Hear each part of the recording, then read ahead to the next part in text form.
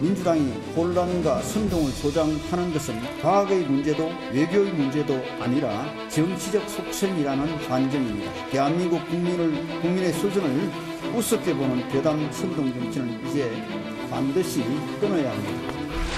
아무리 좋은 포장지로 포장을 해도 일본의 후쿠시마 오염수 해양 투기는 100% 대한민국의 국익을 침해하는 행위입니다. 일본은 IAEA가 안전하다며 손을 들어주자마자 투기 초시계를 앞당기고 있습니다. 후쿠시마 오염수 해양 투기 반드시 막아내도록 총력을 다하겠습니다. 자, 어제 이 시간에 예상한 대로요. 국제원자력기구 IAEA가 후쿠시마 오염수 해양 방류 계획에 대해서 국제안전기준에 부합한다 이렇게 평가를 했습니다. 자, 이를 두고 지금 정치권에서는요. 정말 극명한 입장들이 나오고 있는데 요거 한번 살펴보겠습니다. 자, 먼저 장혜찬 최고위원. 대통령실은 발표 내용을 존중한다는 입장을 냈고요. 그리고 우리 정부는 자, 이번에 보고서 그리고 우리 시찰단 활동 등에 대한 검토가 끝나면 지체 없이 브리핑을 하겠다. 발표 시기 최대한 당기기 위해서 노력 중이다. 이런 얘기를 했습니다. 저희가 정치권 공방은 뭐 조금 뒤에 다루겠지만 어쨌든 지금 보면 이쪽에서는 이런 얘기를 하고 저쪽에서는 저런 얘기를 하고 그래서 국민들은 자 그러면 과연 우리 정부의 최종 입장은 뭐냐 이 부분 궁금하거든요. 때문에 정부가 발표하겠다는 이 브리핑에 관심이 쏠릴 수밖에 없는 상황이에요. 네, 그리고 정부로서는 공신력 있는 국제기구인 IAEA의 보고서 내용을 존중하는 방향으로 결론을 내릴 가능성이 높은데요. 이것은 윤석열 정부만 해당되는 사항이 아니라 네. 이전 정부인 문재인 정부에서도 한국 전문가들이 참여한다는 전제하에 IAEA의 발표가 나오면 존중하겠다라고 정의원 전 외교안보실장이 말했었죠. 네. 실제 이번에 11개국이 후쿠시마 오염수 방류와 관련된 TF에 참여를 했고요. 그렇죠. 우리나라도 당연하게 포함이 되어 있습니다. 그러니까 정의용 전 안보실장이 문재인 정부 때 밝힌 기준을 충족했기 때문에 저희가 국제사회에서 따로 존재하는 외톨이 국가가 아니라 네. 국제사회의 주요 일원으로서 이 국제기구의 결정을 존중하는 방향으로 가게 되는 게 당연한 수순이다라고 저는 생각을 하고 있고 야당도 여기에 대해서 IAEA라는 국제기구 자체를 흠집내고 흔드는 것은 이 국익에 도움되는 방향이 아닌 것 같아요. 다만 이 검증 보고서에 나온 절차나 기준대로 일본이 앞으로 깐깐하게 정말 검증 과정대로 방류를 잘 하는지 후속 절차로 잘 지켜보고 감시를 더 열심히 해야 된다. 이런 주장 정도라면 우리가 생산적인 토론을 할 수 있을 텐데 정부 발표나 국제기구의 발표 자체를 믿지 못하겠다라고 하는 건 현명한 태도는 아닐 것 같습니다. 자, 그러게요. 설주원 부위원장. 어쨌든 네. 민주당 입장에서는 이번 IAEA 최종 보고서 못 믿겠다는 입장이에요. 그렇다면 모든 검토가 끝난 뒤에 하겠다는 정부 브리핑은 그대로 받아들일 수 있을까요? 글쎄요. 그러니까 이게 어저께 보고서가 공개되면서 민주당에서도 뭐 꼼꼼히 검토를 해봤습니다만은 일단 가장 먼저 나오는 게 그 표지 다음 장에 보면 이런 내용이 있어요. 뒤에서 우리가 다루겠지만은 IAEA는 비록 이 보고서에 포함된 정보의 정확성을 유지하기 위해서 많은 주의를 기울였지만 IAEA와 그 회원국은 보고서 사용으로 인해 발생할 수 있는 결과에 대해 아무런 책임을 지지 않겠다라고 적혀져 있거든요. 네. 일단 서두부터 이 보고서에 과연 신빙성이 있나라는 의심이 들 수밖에 없는 상황이고요. 그리고 이 보고서 내용을 살펴보더라도 자료의 제공이나 이런 것들은 대부분 도쿄 전력에서 제공한 것을 기준으로만 판단을 했다라는 것들이 많아요. 근데 네. 이제 도쿄 전력 같은 경우 그러면 제공한 것들이 다 예를 들어서 정확한 것들이냐, 그렇지 않을 수도 과학적으로 믿을 수 있는 것들이냐. 정확하지 않을 수도 있다는 것이 이미 드러난 것들이 뭐냐면 표반수, 그러니까 이걸 섞어서 이 채취를 한 게 아니라 겉에 있는 위에 있는 물만 채취를 했다는 것도 드러나 있고요. 그다음에 과거에 도쿄전력이 어떤 이 멜트다운, 이 원자력 발전소가 녹아내렸다, 용심이. 그런데 그 당시도 이것도 몇 년 동안 속였거든요. 저는 그런 부분에서 본인들의 당연히 어떤 이런 위해적인 요소를 뭐 조금 감추려고 하거나 피해를 최소화시키려고자 하는 마음은 알겠지만은 과연 이 IAEA 보고서가 절대적으로 신빙성을 가지고 있는지에 대해서는 좀 의문이 있습니다. 자, 지금 이 자리에서도 그렇지만요. IAEA 최종 보고서가 나온 이후에 정치권의 논쟁이 정말로 엄청납니다. 오늘 나온 얘기들 저희가 좀 모아봤는데 한번 보시죠. 민주당은 대선 불복하고 윤석열 타도가 목표입니다. 여러분들이 어떤 과학자가 나와도 좋다. 우리 과학자하고 토론하게 하자고 그러니까 이거 거부하고 있습니다. 국민들은 여러 번 속았기 때문에 다시 속지 않습니다. 더 이상 괴담으로 대선 불복하지 않기를 요구합니다. 보고서의 사용으로 발생할 수 있는 결과에 대해 어떠한 책임도 지지 않는다고 보고서 첫 장, 첫 페이지의 다음 장에 이 내용을 밝히고 있습니다. 해양 투기 방침이 사회적, 정치적, 환경적 우려를 제기했다고 반대 입장까지 붙여놓았습니다. 일본 정부의 후쿠시마 핵물질 해양 투기 보증서가 될 수 없음을 스스로 고백하고 있는 것입니다. 자, 먼저 두 분께 상대당 입장에 대해서 한번 여쭤볼게요. 먼저 장해찬 최고위원.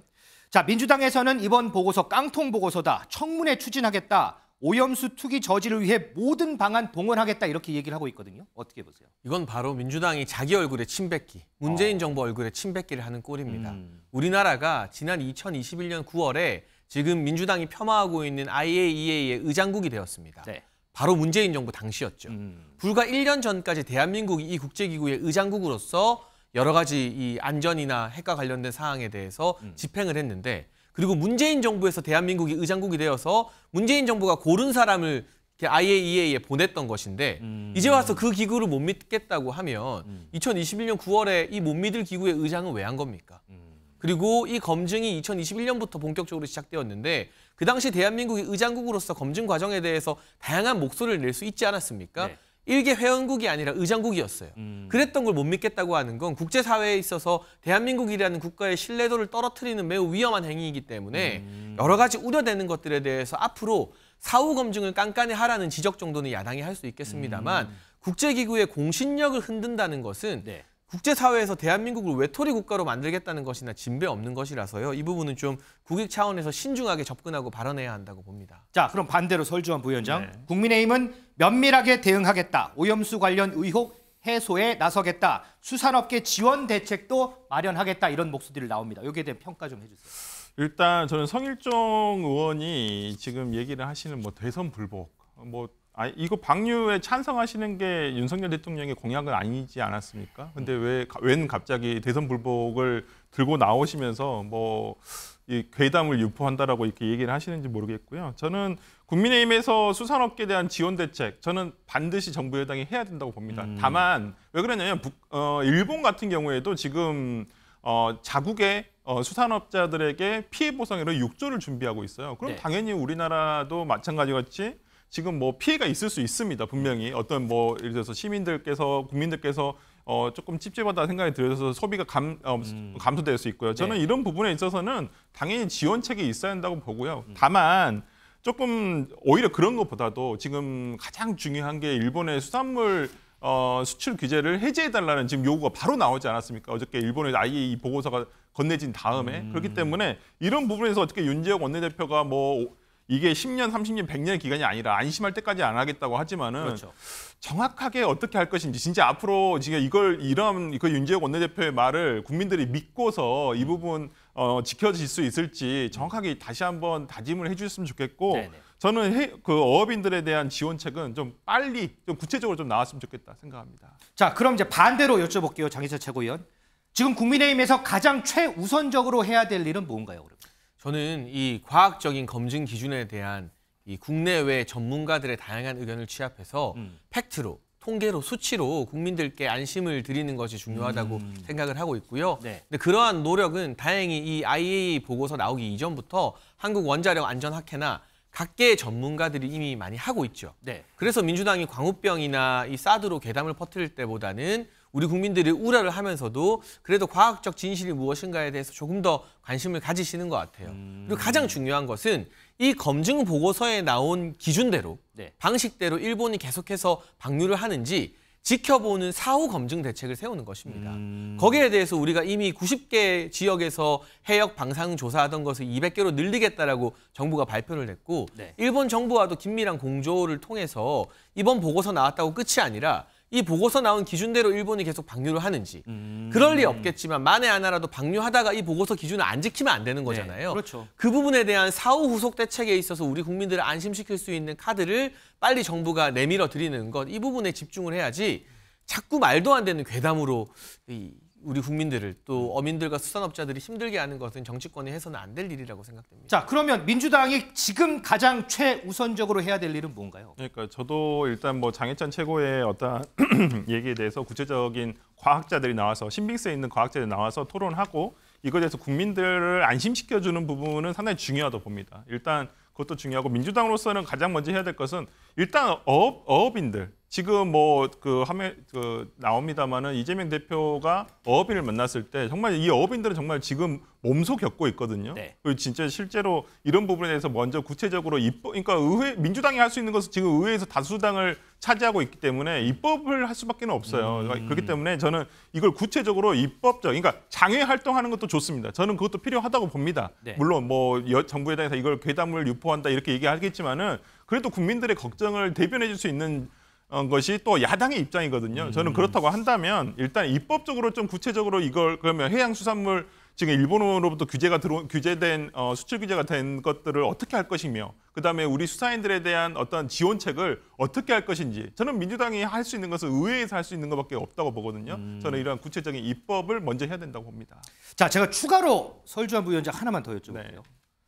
지금 민주당 지지자들로 추정되는 일부 사람들이 IAEA 사무총장 SNS에다가 이번 보고서 관련해가지고 비난 댓글을 달고 있다고 해요. 네. 그 내용들 제가 잠깐 봤더니 뭐 벌 받을 거다, 뭐 악마대장 이런 내용들이 있던데 그거 어떻게 좀 보세요?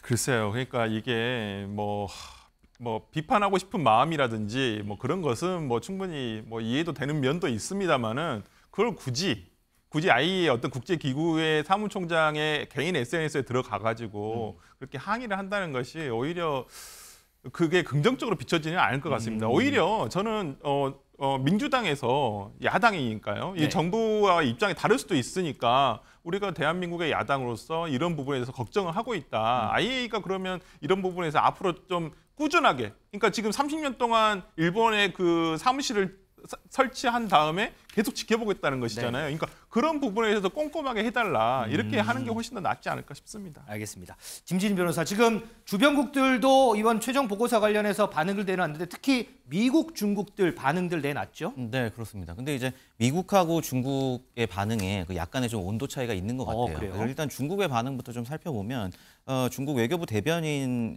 얘기는 이제 IAEA 보고서가 모든 전문가들의 의견을 또 충분히 반영하지 못한 측면이 있고 그리고 이 전문가들이 만장일치로 낸 결론이 아니다. 이렇기 때문에 굳이 이렇게 성급하게 보고서를 발표한 거에 대해서 대단히 좀 유감스럽다. 이런 얘기를 했고 좀 구체적인 그 비판점들을 좀 살펴보면 그 방류 계획의 어떤 적법성 이런 거에 대한 평가가 좀 부족했고 그다음에 그런 안전 장비, 그 정화 장비의 어떤 효용성을 또 평가하지 않았고 또 오염수 관련 데이터의 어떤 정확성 이런 것들을 좀 확인하지 않았다 해서 구체적으로 좀 비판을 했고 그래서 결국엔 핵심은 지금 수립한 방류 계획을 중단해야 하고 계속해서 고집을 부릴 경우에는 모든 결과를 일본이 감수해야 한다 이런 강한 논조로 좀 비판을 했습니다. 반면 이제 미국 입장에서는 어느 정도 좀 찬성하는 그런 기조를 보였는데 미 국무부 대변인은 이제 IAEA 보고서에 대한 어떤 입장 질의에서 일본이 상당히 좀 투명하게 지금까지 이런 오염수 관련 문제들을 좀 관리를 해왔고 네. 또 IAEA 평가에 있어서도 일본 정부가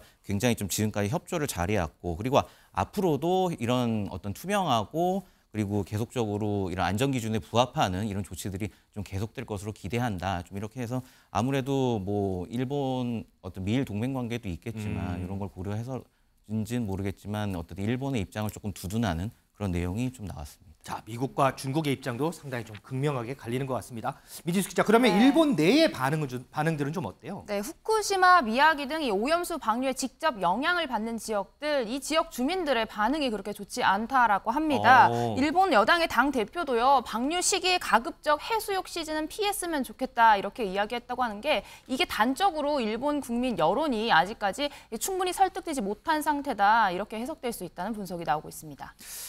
자, 저희가 지금 후쿠시마 오염수 방류와 관련해서 여야의 극명하게 갈리는 입장에 대해서 들어봤는데 자, 이렇게 여야가 첨예하게 대립하는 부분, 이 부분뿐만 아닙니다. 지금 보면 서로 경쟁하듯이요. 국회 윤리특위의 의원들을 제소를 하고 있습니다. 자, 어떤 부분이 문제가 돼서 각자 서로 윤리특위에 제소를 하는지 영상으로 좀 보겠습니다. 야당을 향해 마약에 도취됐다고 하는 게 도대체 여당 대표의 입에서 나올 말입니까? 피 맺힌 간절함을 부디 외면하지 말아달라는 유가족들의 절규에 비수를 꽂고 제대로 된 진상규명과 재발 방지를 하라는 국민의 요구에 돌을 던진 것입니다.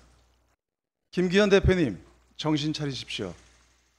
국정의 한 축이기도 한 우리 야당에 대해서 정말 이렇게 폭언과 막말 또 그 자녀와 관련한 거짓말 이런 것들이 사실은 국민들께서 국회의원 보시기가 어떨까 이런 굉장히 의문이 있고요. 그래서 저희가 오늘 윤리위에 징계안을 내게 되었습니다. 이분이 어찌됐든 문재인 정부에서 사실상 쿠데타를 통해 가지고 검찰개혁을 반대하면서 조국 수사를 하셨던 분 아닙니까? 그래서 대통령이 되셨는데 이분이 이제 쿠데타를 일으킨 장본인들은 항상 이 체제 정당성이 굉장히 중요하고 그걸 이데올로기화하는 그런 습성들이 있는데 지금 본인의 정당성을 주장하려고 하다 보니까 이런 극단적인 발언들이 나오는 거고 국민들의 지지로 선출된 이런 대통령에 대해서 쿠데타 운운한다는 것은 결국은 국민의 소중한 표로 선출된 그 대통령에 대한 무시뿐만 아니라 소중한 표를 행사하신 국민들에 대한 모독이라고 생각합니다. 자, 지금 들으신 이런 발언들로 인해서 자, 먼저 민주당이 김기현 대표에 대해서 징계안을 제출했고요. 그 다음에 국민의힘에서 윤영찬 의원에 대해서 징계안을 제출했습니다. 장희찬 최고위원, 징계안 제출도 장군멍군하는 것 같아요, 지금. 근데 저는요, 개인적으로 이렇게 윤리위로 자꾸 가져가는 건 좀 반대하는 입장입니다. 일단 윤리위원회 자체가 유명무실해요. 아직까지 김남국 의원에 대한 제명도 윤리자문위에서 브레이크가 걸려있는 상황이잖아요. 결론이 안 났죠. 네. 여야가 서로 윤리위 제소하기 전에 국회 윤리위의 기능을 정상화하고 권한을 강화하는 데 머리를 맞댈 필요가 있다고 생각을 하고요. 천안함 관련해서 권칠승 의원의 막말은 천안함 장병과 유족들에게 상처를 남겼죠. 이렇게 정치인이 아니라 제3의 애꿎은 국민들에게 상처를 남긴 발언에 대해서는 전 윤리에 가도 된다고 봅니다. 다만 여당, 야당이 서로를 향해서 비판하는 것은 그 수위가 아무리 세다 하더라도 국민이 판단하면 되고 저희가 상처받으면서 강해져야죠. 감당을 해야죠. 네. 그걸 가지고 윤리위에 가져가는 것은 좀 정치의 논리에 맞지 않지 않나. 그래서 윤리위의 기능 강화가 우선이고 국민에게 상처를 준 발언은 가더라도 여야가 서로 공격한 것은 누구의 공격이 수위를 넘었는지 또는 적합했는지 국민 판단과 정서에 맡기는 게 올바른 정치의 방향이 아닐까 싶습니다. 알겠습니다.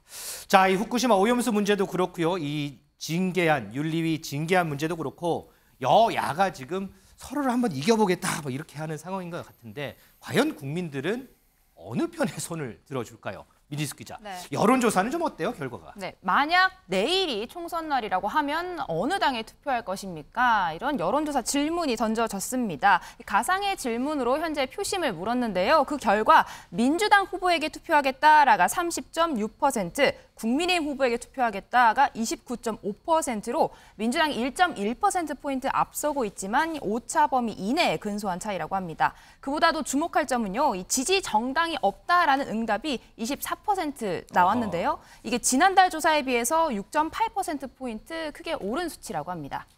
설주환 부위원장. 네. 보면 각 당이 우리가 국민의힘보다 더 나아요. 우리가 민주당보다 더 나아요. 지금 계속해서 이런 상황인데 여론조사 결과 보면 어디 우열을 가릴 수가 없어요. 이 결과 어떻게 좀 분석하세요? 그러니까 지금 각 당의 적극적인 지지층만 남았다고 보면 되거든요. 소위 얘기하는 콘크리트 지지층이라고 하죠. 저는 이제 각 당의 30%는 딱 가지고 있어요. 거기서 중도층에서 예를 들어 40%가 있는데 거기서 이제 누가 어느 쪽으로 그 분위기에 따라서 기울어지냐에 따라서 선거 결과는 달라지는 거죠. 근데 이제 중도층 말씀하셨는데 여기 지금 지지 정당이 없다가 24.1%인데 이게 보면 전주 조사보다 거의 7%포인트가 올라간 수치거든요. 최근에 저는 그렇게 봅니다. 그러니까 특히나 이제 민주당 지지층들이 무당층으로 이렇게 전향된 경우들이 많아요. 최근에 보면 여론조사나 다른 여론조사 어떤 추이를 보더라도 좀 그런 것들이 강하거든요. 지금 어찌 보면 국민의힘에서는 윤석열 대통령, 정부 여당은 그래도 강해질 수밖에 없고 중도층으로 빠져나오기는 쉽지가 않습니다. 그런데 지금 민주당, 야당 지지자들은 야당이 어떻게 좀 강한 모습을 보여주지 못한 거에 대한 실망일 수도 있고요.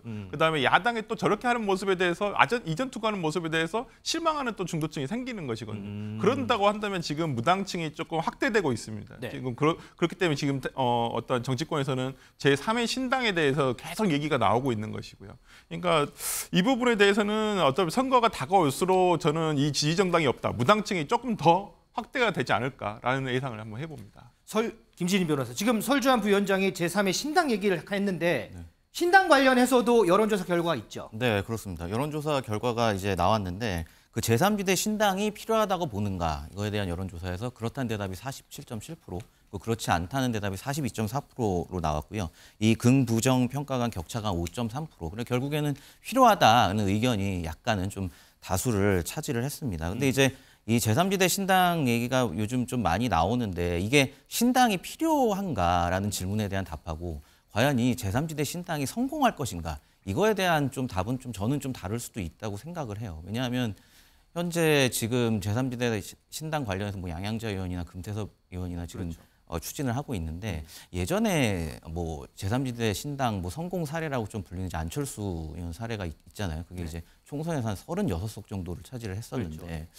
과연 이제 그런 인물, 그 제3지대를 대표할 만한 지금 구심점이 있느냐 이런 부분에 있어서 사실 조금 현재로서는 의문이 있다고 이제 얘기가 좀 나오고 있고 두 번째로는 이제 정치 혐오층이 그러니까 무당층이 많아진다는 거는 아까 이제 24.1% 7% 정도 늘어났다고 했지만 무당층이 많아졌다는 이 무당층들이 과연 총선에 나와서 적극적으로 투표를 할 것인가 이건 또 별개의 문제거든요. 결국엔 제가 볼 때는 지금 상황으로 보면 이분들이 계속 정치 혐오가 심해져서 나중에는 오히려 양극단으로의 지지층만 남을 가능성도 꽤 높다고 저는 좀 보여지고요. 그렇기 때문에 제3지대 신당이 필요하다. 이게 좀 긍정적인 어떤 평가를 받았다 하더라도 과연 제3지대 신당이 성공할지, 특히 내년 총선에 성공할지 이 부분은 조금 유보적이지 않나 저는 좀 그런 생각도 듭니다. 장해찬 최고예요. 근데 재밌는 게요. 지금 보면 신당 창당이 필요하느냐, 필요하다가 필요하지 않다보다 수치가 높아요. 그런데 그 다음 화면 한번 보여주세요. 신당이 창당되면 총선에서 지지할 거냐, 지지하지 않는다가 60.3%거든요. 이게 어떻게 해석을 해야 되나요? 그러니까 저 개인적으로는 이렇게 해석을 합니다. 지금의 양당 정치에 실망한 국민들이 정치권의 새로운 충격과 바람을 원하는 건 맞아요. 그런데 현재 신당이라고 노선을 정하신 분들이 과연 양당을 극복하는 새로운 대안이나 아젠다를 제시하고 있느냐. 여기에 대해서는 만족스럽지 않기 때문에 신당 같은 새로운 흐름이 필요하지만 막상 신당에 투표를 하려니까 뭐가 다르지?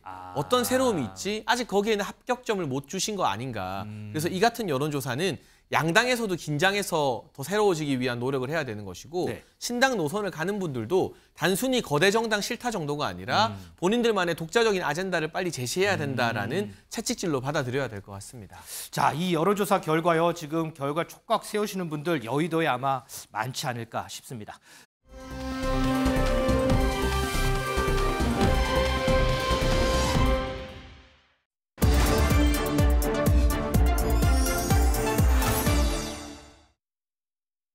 네, 뉴플리 오늘 제목은요. 더러운 평화가 전쟁보다는 낫다. 이재명, 매국노 이완용 판박이입니다. 네, 올해는 한국 전쟁 정전 70주년을 맞이하는 해입니다. 휴전협정 기념일이 있는 이 7월 여야 할 것 없이 호국 보훈 행보 이어가고 있는데요. 어제 이재명 민주당 대표 반전 평화를 주장하는 한 단체 간담회에 참석해서요. 더러운 평화 이런 발언을 해서 논란이 되고 있습니다. 지금 이제 정전 70주년인 해인데 최근에 정전 또는 종전을 가지고 논란이 많이 생기고 있습니다. 우리가 뭐라고 얘기를 하더라도 전쟁보다는 평화가 낫습니다. 아무리 더러운 평화라도 이긴 전쟁보다는 낫다. 분명한 사실입니다. 살상 후에 승전을 한들 진 것보다는 낫겠지만 그게 무슨 그리 큰 좋은 일이겠습니까? 전쟁을 끝내고 평화로! 네, 삼성 장군 출신이자 국방위 여당 간사를 맡고 있는 국민의힘 신원식 의원. 이재명 대표의 이 발언 을사오적 친일파 대명사인 이완용과 판박이다 이렇게 비판했습니다. 이게 다 조선의 평화를 위한 것이다. 아무리 나쁜 평화도 전쟁보다는 낫다며 일제 식민 지배를 정당화했던 이완용의 주장과 맥을 같이 한다는 겁니다. 그런데 이재명 대표, 최근 종전을 가지고 논란이 되고 있다 서두에 밝혔는데요. 앞서 윤석열 대통령의 반국가 세력 발언, 이것을 저격했다라는 해석이 나옵니다. 문재인 전 대통령도 하루 전 SNS에 분단 국가로서 우리만큼 평화가 절실한 나라는 없다며 냉전적 사고에서 벗어나지 못한 사람들이 많다 이렇게 비판했습니다.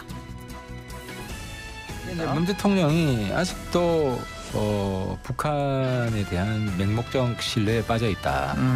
문재인 대통령 후반 때는 예를 들어 이인영 통일부 장관이 있을 때 북한 지원 엄청 해주려고 했는데 네. 북한이 다 거부했어요. 북한은요 햇볕 정책 쓰는 사람도 흡수통일론자라고 봐요. 그러니까 이제 반공주의자는 때려 먹는다. 햇볕 정책은 녹여 먹는다. 네. 그래서 햇볕 정책하는 사람들 더 싫어해. 네, 이완용 판박이다. 사실 과거 윤석열 대통령도 이재명 대표의 발언 이렇게 평가한 적이 있었습니다. 바로 지난 대선 후보로 경쟁하던 당시 이 러시아의 침공은 정치 경험이 적은 우크라이나가 자초한 것이다. 이렇게 이야기했던 이재명 대표의 발언 때문이었습니다. 6개월 초보 정치인이 대통령이 돼서 나토 가입을 공언하고 러시아를 자극하는 바람에 결국은 충돌했죠. 지금 우크라이나 사태 때문에 걱정하시는 분 많은데 제가 제 방송 토론에서 말씀드린 것처럼 지도자만 무시하지 않으면 지도자의 문제만 없으면 그런 걱정 전혀 안 해도 된다. 맞습니까 여러분? 경험 없는 대통령이 러시아를 자극해서 이렇게 됐다라고 외국의 국가 원수를 이렇게 또 모독을 해서 대한민국 정치판에 죽자고 항전하고 있는 외국 대통령을 또 소환을 해댔습니다. 네, 사실은요 이완용 실제로 이런 발언은 한 적은 없다라고 합니다. 비슷한 맥락으로 해석될 수 있는 말을 한 적은 있다라고 하는데요. 이 정치권에서 역사관을 두고 상대 진영을 비판할 때 자주 소환되는 상징적인 문구가 됐습니다. 당시 이재명 대표도 본의 아니게 우크라이나 국민 여러분께 오해를 드렸다면 제 표현력이 부족했던 탓이다 이렇게 사과했는데요. 이재명 대표 어제 오전에는 군 장병 휴가 사수 작전에 나섰습니다.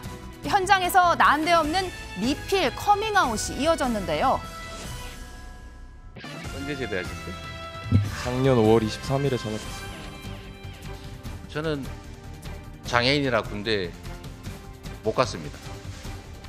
언제나 남들은 다 군복무로 청년 젊은 시절을 보내는데 미안하기도 했고 또 부럽기도 했는데 장애인이라서 군대를 안 갔기 때문에 계속 공부해서 자법시험 합격도 하고 법조인의 길을 가게 됐는데 정말로 많은 친구들이 군 입대 문제 때문에 시험을 포기하고 결국은 원래 목표했던 인생 진로와 다른 길을 가더라고요. 참 미안하기도 하고 안타깝기도 했습니다. 저도 커밍아웃을 하자면 저도 사실 군대를 못 갔습니다. 안 간 건지 못 갔네요. 네.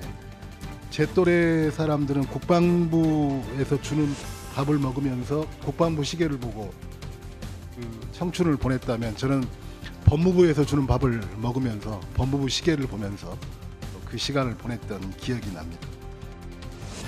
네, 사실 20대 한국 남성 2대남 표심 잡기에 한 발 먼저 뛰어든 건 국민의힘이었죠.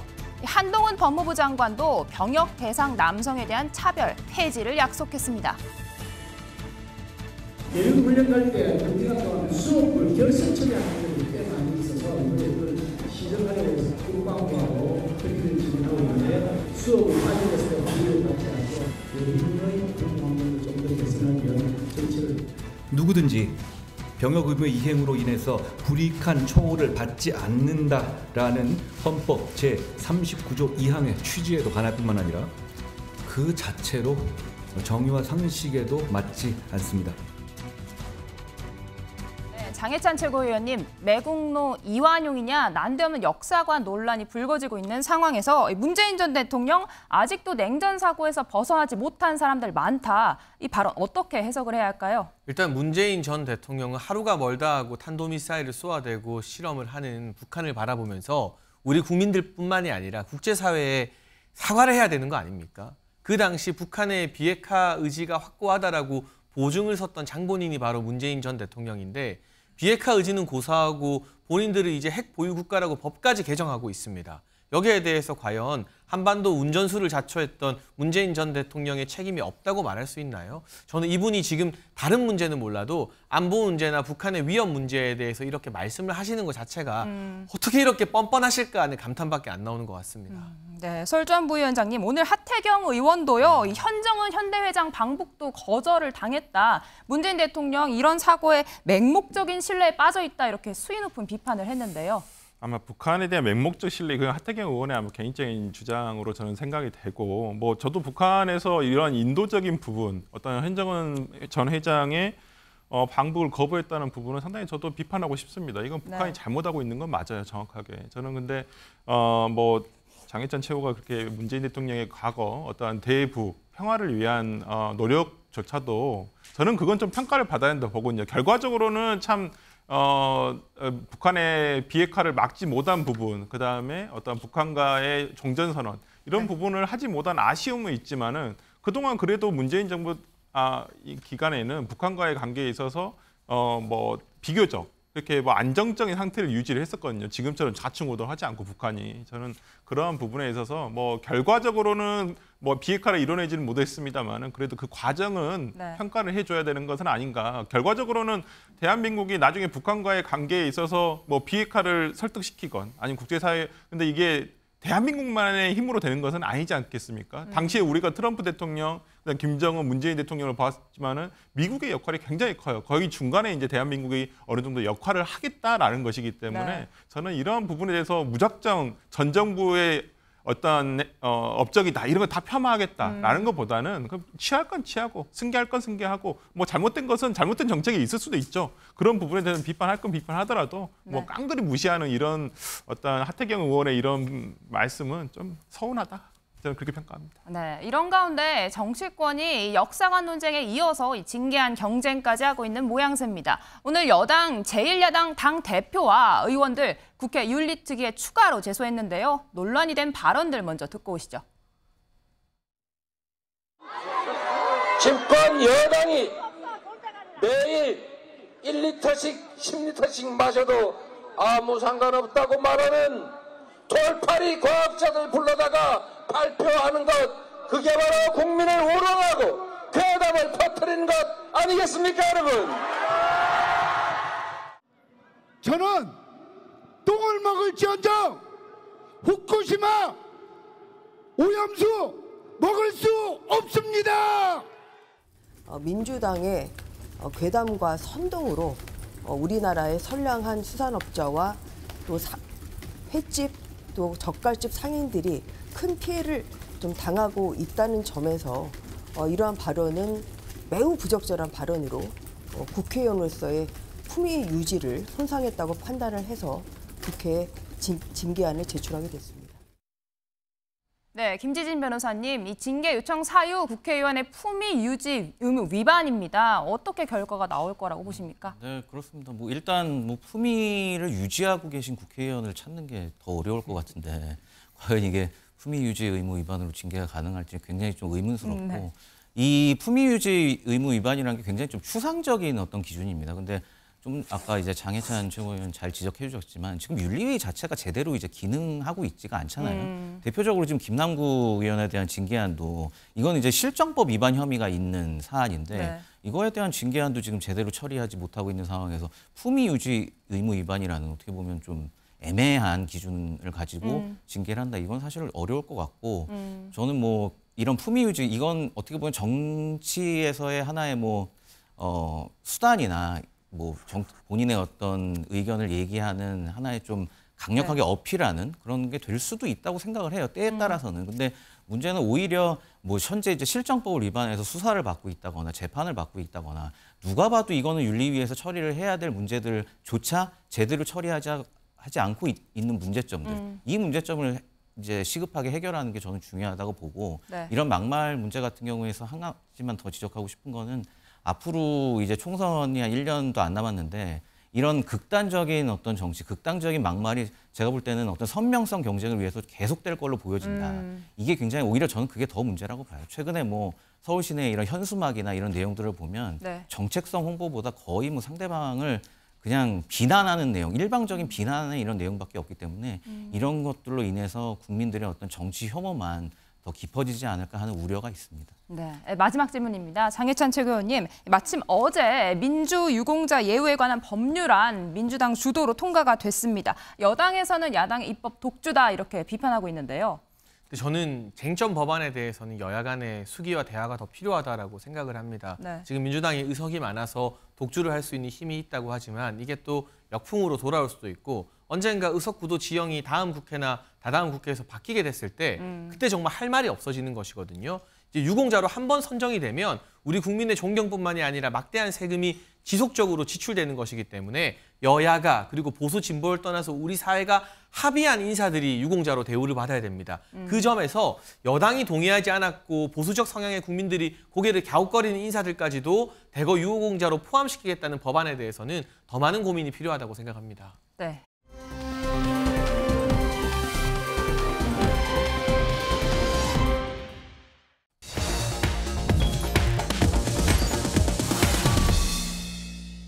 자, 이번 앵커의 피, 귀국 이후에 일정 소화에 여념이 없는 이낙연 전 민주당 대표 얘기 좀 해보겠습니다. 설주환 부위원장, 지난주도 참 바쁘게 다녔었고 네. 지금 이 시간에도 일정 소화 중이죠? 네네. 그 지금 비공개로 면담을 진행하는 것으로 지금 알고 있고요. 상당히 그 부분에 대해서 뭐 이낙연 전 대표를 또 지지하시는 분들은 또 비공개된 사실을 비공개로 면담한다는 사실을 굉장히 비공개로 누굴 면담해요? 그러니까 문재인 대통령을 문재인 전 대통령 사저에서 면담한다는 그 자체를 상당히 그 의미를 두고 계시더라고요. 이게 공개된 게 아니라 오히려 깊숙한 얘기를 할 수 있지 않겠느냐라고 지금 얘기를 하고 계시고요. 저는 이낙연 전 대표가 지금 뭐 어찌 보면 귀국 후에 뭐 해야 될 것들을 지금 저는 매뉴얼대로 하고 있다고 지금 보이거든요. 지금 뭐 호남이 근거지이기 때문에 호남에 가서 2박 3일 동안 뭐 여론 청취도, 민심 청취도 하셨고 그다음에 당연히 문재인 대통령의 국무총리를 지내셨기 때문에 당연히 문재인 대통령에 대해서 예방을 하는 것이 맞다고 보는데 이제는 문재인 대통령을 만난 뒤로는 뭔가 좀 구체적인 행동이 나와야 되지 않을까 아니면 워딩이 나와야 되지 않을까라는 생각이 좀 듭니다. 그러니까 본인이 정치 재개를 선언하셨기 때문에 어찌 보면 본인의 스탠스를 어떻게 가져갈 것인가. 정말 이재명 대표와 각을 질 것인지 아니면 윤석열 정부와 각을 질 것인지 이건 본인이 좀 정치적인 스탠스를 정해야 될 시기가 온다고 생각하거든요. 그렇기 때문에 저는 오늘 이낙연 대표가 오늘 그 평산마을에서 참 문재인 대통령 봉화마을도 참배하고 그다음에 문재인 대통령을 예방함으로써 어찌 보면 형식적인 것은 이제 거의 다 맞춰간다고 보거든요. 이제는 실질적인 워딩이 나와야 된다 이렇게 봅니다. 자, 저희 제작진이 딱 오늘 정리를 했네요. 이낙연 전 대표 오늘 일정. 자, 먼저 봉화마을을 찾아서 노무현 전 대통령 묘역을 참배하고 권양숙 여사 예방을 한 다음에요. 자, 평산마을 방문해서 문재인 전 대통령 예방을 할 일정으로 이렇게 오늘 하루 짜여졌습니다. 조금 전에 설주환 부위원장이 얘기를 했지만 이낙연 전 대표가 귀국을 해서 하는 일정들 아마 미리 짠 매뉴얼대로 하고 있을 거다 이런 얘기를 했는데 그런데 이런 일정들 중에 그래도 가장 관심은요. 과연 이재명 대표와 언제 만날까 이런 부분인데 과연 이거는 매뉴얼에 언제 들어있을까요? 당내에서 나오는 얘기 좀 듣고 오겠습니다. 그러니까 현재 민주당 상황이 굉장히 어렵잖아요. 그게 또 당의 가장 또 중요한 지도자이시기 때문에 빨리 만나갖고 당의 여러 현안들에 관해서 의견도 좀 듣고 또 조언을 구하는 뭐 그런 바람이 강히 있죠. 당연한데. 때가 되면 만나겠죠. 때가 되면.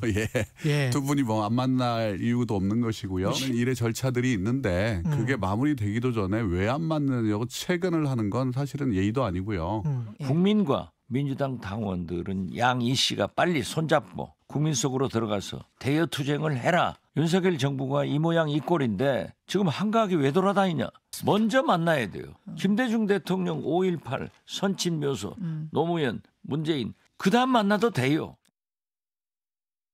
장인찬 최고위원 뭐 왜 퇴근하느냐 퇴근하는 거 예의 아니다 이런 얘기도 나오고 그리고 왜 지금 한가하게 돌아다니느냐 이런 얘기도 나오는데 이낙연 전 대표 귀국 직후에 이재명 대표가 이제 전화를 했다고 알려지고 있어요. 그러면서 시간이 지금 꽤 지났는데 하루하루 계속 늦춰져요. 이렇게 이낙연 전 대표와 이재명 대표의 만남이 늦춰지는 이유는 뭐라고 보세요? 저는 이낙연 전 대표 고민이 깊다고 보는데요. 대안이 될지 대체제가 될지 고민을 하는 겁니다.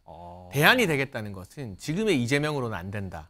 그렇다면 정부 비판도 비판이지만 이재명 체제의 민주당 한계에 대해서 강하게 목소리를 내면서 당내 혁신을 바라고 개혁을 바라는 세력들과 함께해야 대안 경쟁을 할 수 있는 겁니다. 그렇죠.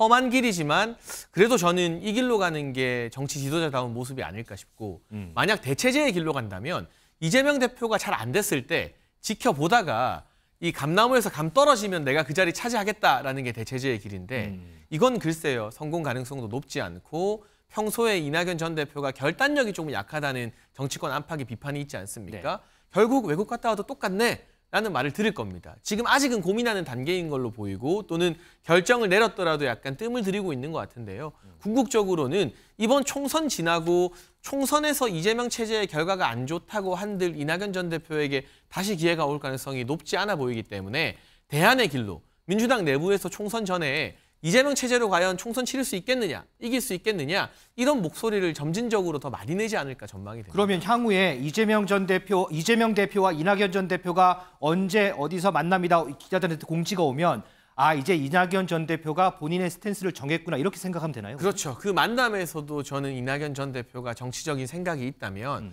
썩 호의적인 이야기는 하지 않을 것 같고요. 오히려 이재명 대표 면전에서 이를테면 김은경 혁신위가 제시하는 불체포 특권 포기 왜 안 받냐? 빨리 받아라. 네. 이런 이야기를 하면 기사거리도 되고 이낙연이란 인물이 정치의 중심으로 들어갈 텐데 그러겠죠. 그냥 손잡고 우리 한번 잘해봅시다 하면 이낙연이란 인물은 완전히 이재명의 그림자에 갇히게 되는 거예요. 그래서 위기이긴 합니다만 이낙연 전 대표가 대안의 길을 걸을 때 그나마 다시 한번 정치 지도자로 부상할 수 있는 기회가 주어진다고 보여집니다. 김진희 변호사. 근데 이건 뭐 기울 수도 있는데 보통 이제 딴 데 선례를 보면 이렇게 조율하고 이렇게 조율이 길어지다 보면 끝내 결렬되는 경우도 솔직히 좀 있잖아요. 이게. 그렇죠. 충분히 그럴 수 있죠. 저는 지금 이재명 대표와 이낙연 이제 전 대표의 어떤 기본적인 관계 캐릭터를 저는 불신, 디폴트 값을 불신이라고 저는 생각을 하는데 개인적으로는. 왜냐하면 어쨌든 소위 개딸들을 중심으로 한 이제 이재명 지지층에서는 이낙연 전 대표에 대한 대선 패배 책임론 얘기를 계속하고 있고 그리고 이낙연 전 대표 쪽에서도 마찬가지입니다. 어떤 이재명 대표에 대한 어떤 사법 리스크 이런 거에 대한 불신 이런 게 굉장히 강하기 때문에 어떻게 보면 양자 관계의 기본값은 저는 불신이라고 봐요. 이런 가운데서는 사실 측근들이 강하게 어떤 만남의 드라이브를 좀 걸 수가 없습니다. 어차피 기본적으로 어떤 기본값이 딱 정해져 있는데 여기서 서로 뭐 만나면 좋겠다 어떻게 보면 이렇게 하면 좀 곤란하다 이런 얘기들을 하기가 좀 어려워요. 더군다나 뭐 오늘도 좀 뉴스 나왔지만 뭐 일부에서는 뭐 분당이다, 뭐 유쾌한 결벽이다 이런 좀 험악한 워딩들도 좀 나오고 있는 상황에서 이렇게 좀 변죽만 울리다가 사실 만남이 좀 불발될 그런 가능성도 높고 제가 볼 때는 이 만남이 진짜 이루어지려면 당사자들 간에 강하게 좀 의지를 갖고 있어야 당사자들 간에 드라이브를 걸고 만나지 않으면 좀 쉽지 않다. 좀 그런 생각이 좀 듭니다. 조금 전에 사진으로 이제 먼저 들어왔는데 이낙연 전 대표가 봉하마을 찾아서 노무현 전 대통령 묘역을 이렇게 참배하면서 눈물을 흘리는 그런 사진, 사진 기자가 찍어서 보내온 바로 이제 저 사진인데요. 노무현 전 대통령 묘역 앞에서 고개를 숙이며 눈물을 흘리는 그런 모습이 방금 들어왔습니다. 아직 뭐 저희 MBN 기자가 찍은 영상은 아직 안 들어와서 사진으로 한번 보여드립니다.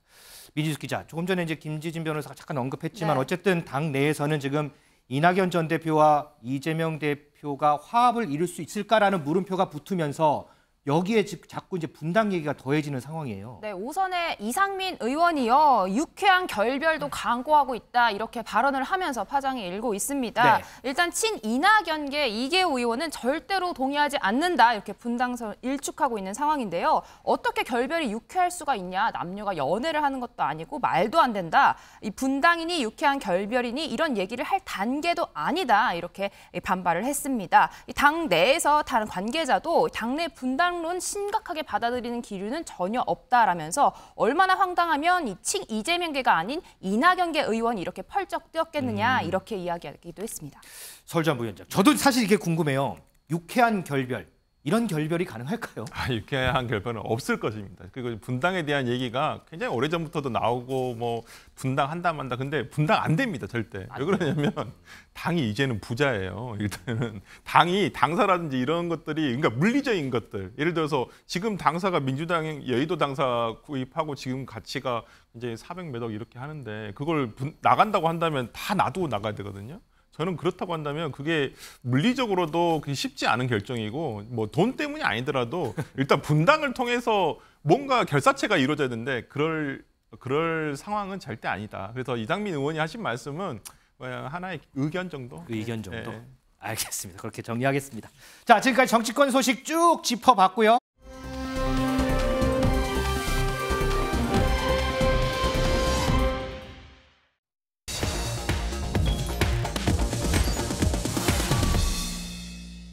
자, 이 음주운전 도대체 언제쯤 근절이 될까요? 강력하게 단속해도 줄어들 기미는 보이진 않고요. 그래서 경찰이요, 더 이상 이 음주운전 절대로 봐주지 않겠다 그러면서 칼을 단단하게 빼들었습니다. 그 얘기 좀 해보겠습니다. 민지숙 기자, 최근에 경기도 오산에서 음주운전 사고 일어났는데 요거 보도 많이 됐잖아요. 네. 그런데 경찰이 이 운전자한테 전에 없던 조치를 취했다고요? 맞습니다. 바로 이 차량을 통째로 몰수한 내용인데요. 어허. 이 사고 무려 6명의 사상자가 나온 음주운전이었습니다. 맞아요. 네. 당시 20대 남성 면허 취소 상태, 만취 상태로 저렇게 차량을 몰다가 70대 보행자 1명이 숨지고 5명이 다치는 큰 사고를 냈습니다. 경기 오산경찰서는 오늘 이 남성을 구속하면서 동시에 압수된 차량도 검찰에 넘겼다 이렇게 발표를 했는데요. 앞서 음주운전 근절하겠다라며 검찰과 경찰이 음주운전 초범이라고 할지라도 사망사고를 내면 해당 운전자의 차량을 압수하기로 결정한 이후 이게 실제로 실행이 된 첫 번째 사례입니다. 김진희 변호사, 어쨌든 음주운전자 차량 압수하는 건 그전에도 있었는데 이게 좀 강화가 된 모양이에요, 그러면? 네, 맞습니다. 이제 과거에는 이제 사망자가 발생할 경우에만 이제 차량을 보통 압수를 해왔는데 경찰에서 이제 도저히 음주운전을 좀 근절해야겠다 이래서 강력하게 좀 압수 기준을 좀 넓혔습니다. 그래서 좀 예를 보면 사상자가 다수 발생하는 경우, 그러니까 사망자 포함해서 이제 다치는 거죠. 다치는 사람이 다수 발생하는 경우, 그리고 사망 사고를 내고 이제 도주하는 경우, 흔히 이제 뺑소니라고 하죠. 그리고 5년 내에 음주운전 2회 이상, 그리고 중상해가 발생하는 경우, 또 5년 상해가 발생하지 않더라도 5년 내에 음주운전이 이제 3회 이상으로 적발되는 경우에는 음주운전 범죄 차량을 이제 압수하도록 새로운 기준을 마련했습니다.